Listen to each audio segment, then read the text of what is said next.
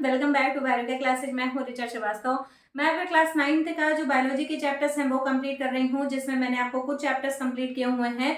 अभी इस समय जो आपका टॉपिक चल रहा है वो चल रहा है किंगडम प्लांटी। किंगडम प्लांटी में मैंने आपको बताया था कि 5 डिविजन्स में इनको क्लासीफाई किया गया अगेन, क्योंकि बहुत सारे कैरेक्टर्स थे जो कि प्लांटी में भी बहुत सारे ऐसे कैरेक्टर्स थे जो कि डिफ्रेंशिएटेड फॉर्म में पाए जा रहे थे। जैसे इनमें प्लांट बॉडी कंप्लीटली डिफ्रेंशिएटेड है या नहीं है, तो जिनकी प्लांट बॉडी डिफ्रेंशिएटेड नहीं थी उनको थैलोफाइटा में रख दिया गया। उसके बाद अलग अलग डिविजन्स में टोटल इस तरीके से 5 डिविजन्स में क्लासिफाई किया गया था, ठीक है, जिसमें प्लांट बॉडी डिफ्रेंशिएटेड है या नहीं है, और अगर नहीं है तो उन्हें थैलोफाइटा में रखा गया। अगर प्लांट बॉडी डिफ्रेंशिएटेड है तो उनमें वैस्कुलर टिश्यू पाए जा रहे हैं या नहीं पाए जा रहे हैं, इसके बेसिस पर उनको डिवाइड किया गया। फिर अगर वैस्कुलर टिश्यू पाए जा रहे हैं तो उनमें सीड का फॉर्मेशन हो रहा है या नहीं हो रहा है, फिर उन्हें डिवाइड किया गया। फिर अगर सीड का फॉर्मेशन हो रहा है तो वो नेकेड फॉर्म में है या उनके चारों तरफ फ्रूट की कवरिंग पाई जा रही है।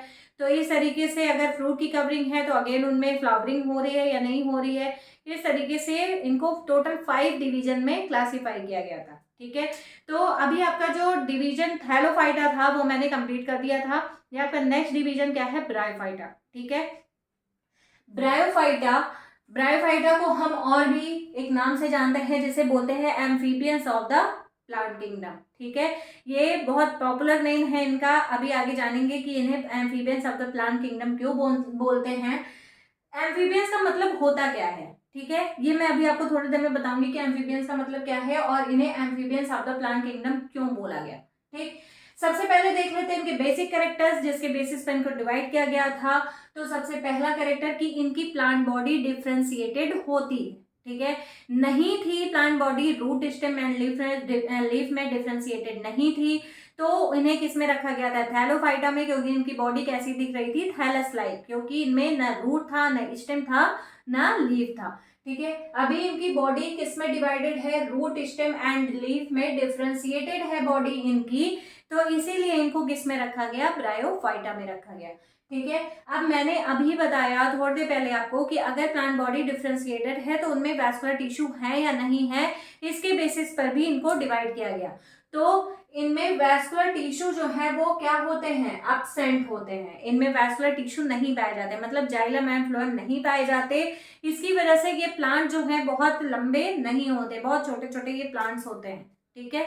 क्योंकि इनमें वैस्कुलर टिश्यू ना पाए जाने की वजह से फूड एंड मिनरल और वाटर, इन तीनों का जो ट्रांसपोर्टेशन होता है वो नहीं हो पाता है, ठीक है।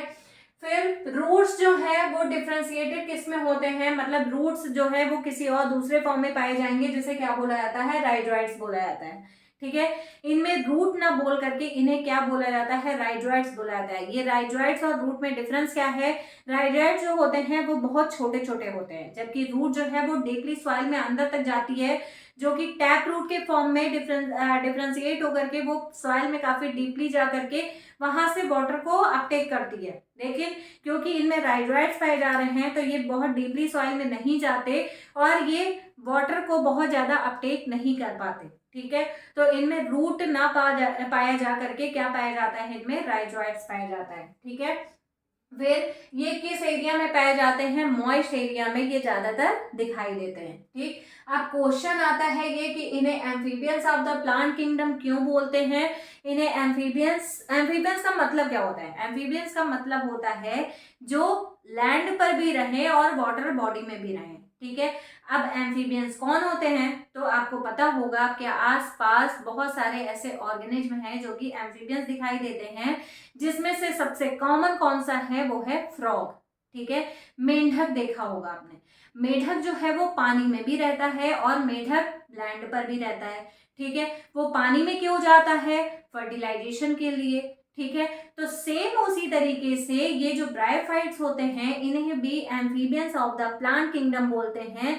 मतलब प्लांट किंगडम का जो फ्रॉग माना जाता है, ठीक है, ऐसा समझ सकते हैं आप कि प्लांट का जो फ्रॉग माना जाता है, मतलब जो लैंड पर भी रहेगा और वाटर बॉडी में भी रहेगा, उसे क्या बोलते हैं? Amphibians of the plant kingdom बोलते हैं, ठीक है। अब ये प्लांट बॉडी है और ये वाटर बॉडी में भी पाए जा रहे हैं। तो वहां पर जो फ्रॉग था वो रिप्रोडक्शन के लिए जा रहा था, फर्टिलाइजेशन के लिए जा रहा था। सेम उसी तरीके से इनमें भी जब मेल गैमीट का फॉर्मेशन होता है तो वो मेल गैमीट फीमेल गैमीट तक पहुंचने के लिए अपनी बॉडी से, मतलब प्लांट बॉडी से वो क्या होते हैं, रिलीज हो जाते हैं। ठीक है, फिर रिलीज होने के बाद वो मूवमेंट करके कहाँ पहुंचते हैं, फीमेल गैमीट तक पहुंचते हैं। ठीक है, तो फीमेल गैमीट तक पहुंचने के लिए इनको स्विम करना होता है, और स्विम करने के लिए इनको पानी की जरूरत होती है। ठीक है, तो इनमें स्विम करने के लिए अगर पानी की जरूरत है तो जाहिर सी बात है रिप्रोडक्शन के टाइम पर ये कहाँ पाए जाएंगे, वाटर बॉडी में।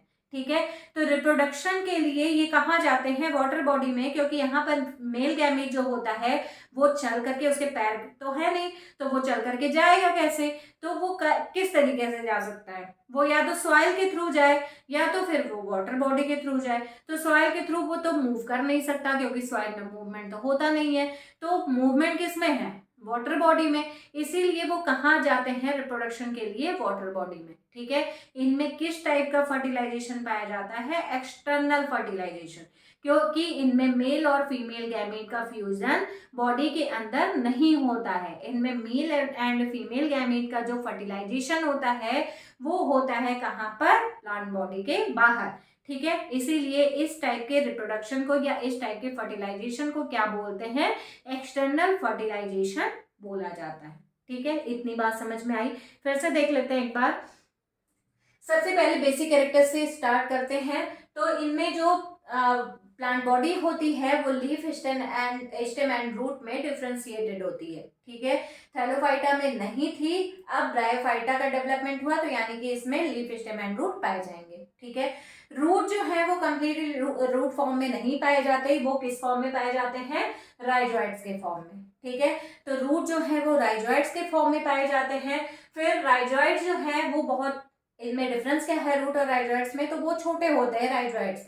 ठीक है, जो कि डीपली बहुत सॉइल तक नहीं जा पाते, बहुत डीपली इंटर नहीं कर पाते हैं, ये ऊपर ऊपर से ही वाटर बॉडी को एब्जॉर्ब करते हैं, वाटर को एब्जॉर्ब करते हैं। ठीक है, तो ये वाटर बॉडी में ना पाए जा करके ये कहाँ पर पाए जाते हैं, मॉइस्ट एरिया में पाए जाते हैं। ठीक है, जो दलदल एरिया होता है वहां पर ये ज्यादातर हमें दिखाई देते हैं। ठीक है, तो मॉइस्ट एरिया में या डैम्पी सॉइल एरिया में पाए जाएंगे, मतलब जहां पर जो जमीन होती है वो धंसती है या कह सकते हैं कि बहुत डंपिंग फॉर्म में पाई जाती है, तो ये डैम्प एरिया और मॉइस्ट एरिया में पाए जाएंगे। ठीक है, किस वजह से, वाटर को अपटेक करने के लिए, और इनकी जो हाइट होती है वो छोटी होती है।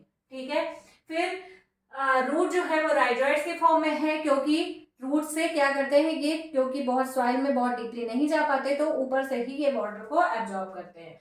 इनमें वैस्कुलर टिश्यू नहीं पाया जाता। ठीक है, मैंने बताया था कि अगर प्लांट बॉडी डिफ्रेंशिएटेड है तो उनमें वैस्कुलर टिश्यू पाया जा रहा है या नहीं पाया जा रहा है।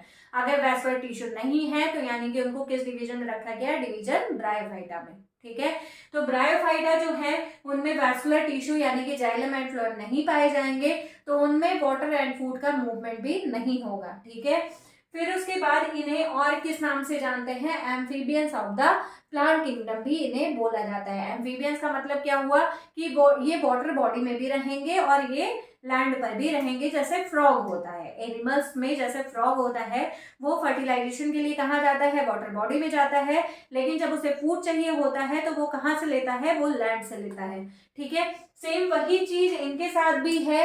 ये वाटर कहाँ से लेंगे, वाटर अपटेक करेंगे सॉइल से, क्योंकि ये मॉइस्ट एरिया में पाए जाते हैं, और जब इनमें रिप्रोडक्शन होना होगा तो ये कहाँ चले जाएंगे, वाटर बॉडी में चले जाएंगे। ये ज्यादातर वाटर बॉडी के जस्ट बगल में ही पाया जाता है, जिससे कि जो मेल गैमीट्स होते हैं वो आसानी से वाटर बॉडी में चले जाएं, और जब उनमें फर्टिलाइजेशन होना हो तो वो मेल गैमीट कहाँ चले आए, फीमेल गैमेट के पास तक। तो जब ये फीमेल गैमेट के पास तक चले आते हैं तो वहां पर जो फर्टिलाइजेशन होगा तो वो किस टाइप का होगा, एक्सटर्नल फर्टिलाइजेशन, क्योंकि इनमें प्लांट बॉडी के अंदर मेल एंड फीमेल गैमेट के बीच में फ्यूजन नहीं हो रहा है। फीमेल और मेल गैमेट के बीच में जो फ्यूजन हो रहा है वो कहाँ से हो रहा है, एक्सटर्नली हो रहा है, मतलब मेल गैमेट रिलीज कर दिया जा रहा है प्लांट बॉडी से और वो फ्लोट करके कहाँ पहुंच रहा है, फीमेल गैमेट तक। ठीक है, तो इसका मतलब क्या हुआ, इसमें फर्टिलाइजेशन एक्सटर्नल होता है। ये हो गए आपको ब्रायोफाइटा के कैरेक्टर्स। अब इसके एग्जांपल देखते हैं कौन कौन से हैं। तो पहला एग्जाम्पल क्या मैंने लिखा है, रिक्सिया, दूसरा है मार्गेंसिया। ठीक है, इस तरीके से ये जो स्ट्रक्चर्स हैं वो हमें दिखाई दे रहे हैं। अब ये जो स्ट्रक्चर है ये किसका है, फ्यूनेरिया का है। ठीक है,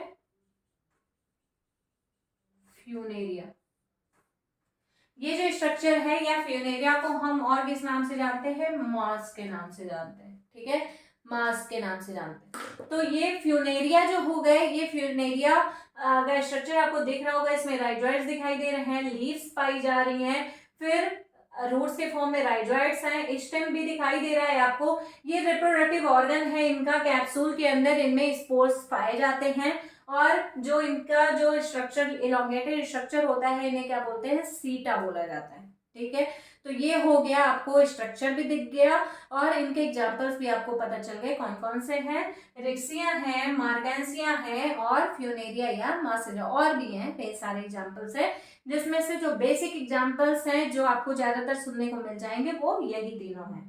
ठीक है, तो आपको अगर ये चीज समझ में आई होगी तो बहुत अच्छी बात है, और अगर नहीं समझ में आई होगी तो आप मुझे कमेंट कर दीजिएगा, मैं आपको एक बार फिर से एक्सप्लेन कर दूंगी। ठीक है, तो अगर आपको मेरे वीडियोस पसंद आ रहे हो तो प्लीज मेरे चैनल को लाइक करें, शेयर करें एंड सब्सक्राइब करें। Thank you.